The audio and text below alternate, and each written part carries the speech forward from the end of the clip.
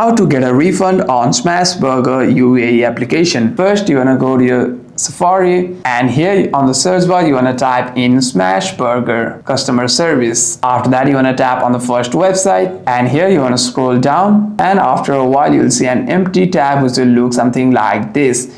Here will all the question. Here you'll see all the questions. Here you'll see all the questions about your problem.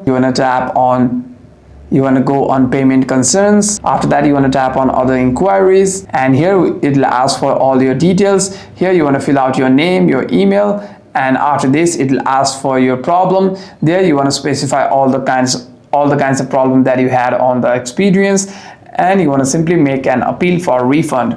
If all your reasonings are valid, you'll be able to get a refund if all the reasons are valid, you'll be able to get the refund once the official Smashburger team reaches out to you within 2 to 3 business days. Hope this video is helpful. Do like and subscribe.